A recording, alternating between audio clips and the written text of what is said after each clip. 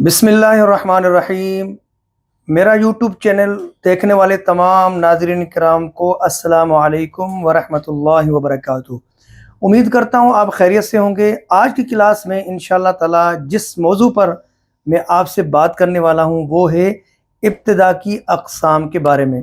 जैसा कि आप जानते हैं गुज़श्ता क्लासों में इब्तिदा, इआदा, वक्फ़, इन तीनों के बारे में कई क्लासें और वीडियो में बना चुका हूँ। कुरान मजीद के अंदर इब्तिदा, वक्फ़, इआदा इंतहाई अहमियत के हामिल हैं।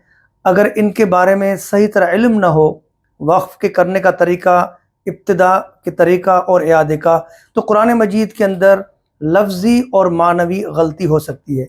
जब लफ्ज़ी और मानवी गलती होगी तो फिर माना बातिल होगी और इंसान गुनाहगार हो सकता है। लिहाजा इन तमाम चीज़ों को जानने के लिए आप जितनी भी मेरी गुज़श्ता क्लासें हैं डिस्क्रिप्शन पे उनका लिंक भी मौजूद है और वो तमाम क्लासें आप स्क्रीन पे देख सकते हैं, इब्तिदा के हवाले से, इआदे के हवाले से और वक्फ़ के हवाले से।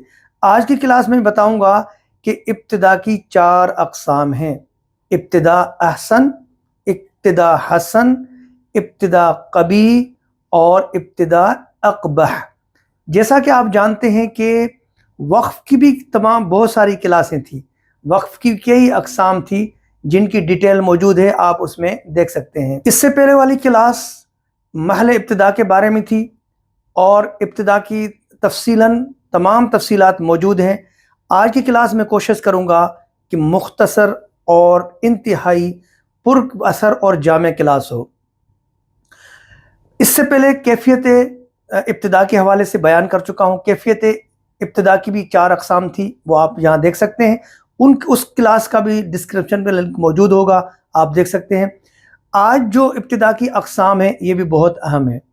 अगर आज की क्लास आप समझना चाहते हैं और इब्तिदा के उसूलों को जानना चाहते हैं कि इब्तिदा क्या चीज़ है, तो यकीनन आपको वक्फ़ की क्लास भी देखनी होगी, क्योंकि जब तक वक्फ़ आपका दुरुस्त नहीं होगा, यानी वक्फ़ सही मकाम पर नहीं होगा जहाँ पे आप वक्फ़ कर रहे हैं, तो उसका ताल्लुक यानी वो वक्फ़ सही नहीं होगा, उस वक्त तक इब्तिदा भी दुरुस्त नहीं होगी।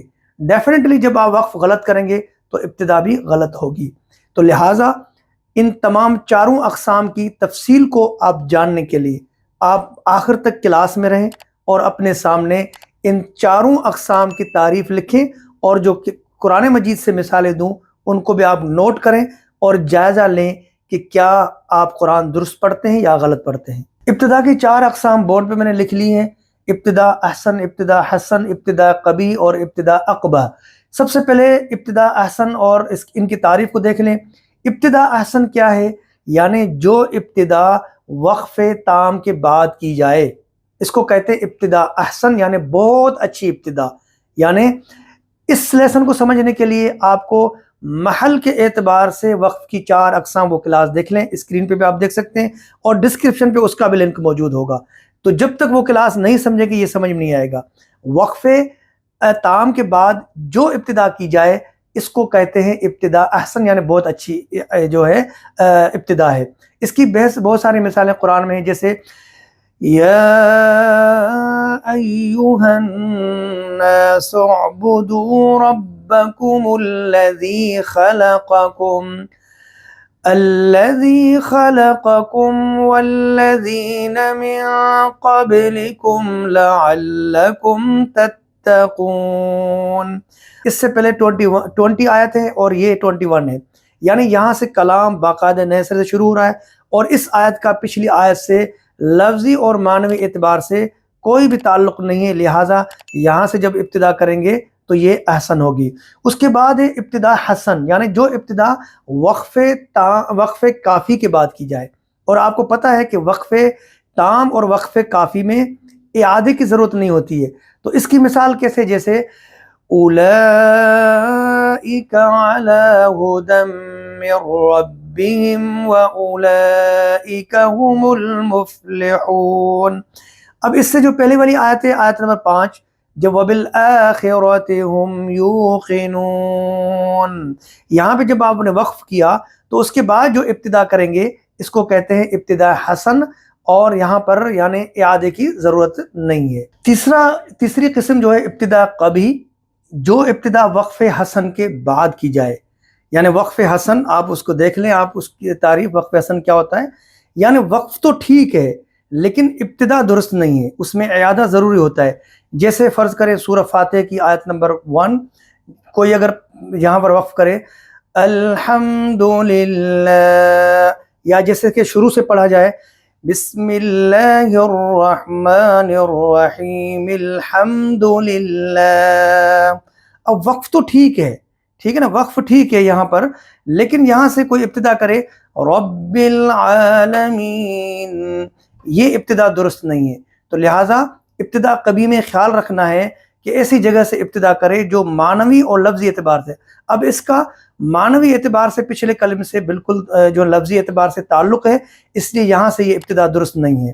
اور اسی طرح ابتدا عقبہ، یہ وہ ابتدا ہے جو وقف قبی کے بعد کی جائے، اور وقف قبی پہلے ہی وہ درست نہیں ہے وقف، اور اس کے بعد یہ ابتدا کی جائے تو جس سے کلمہ کفریہ اور کلمہ شرکیہ یہ دونوں پیدا ہو سکتے ہیں۔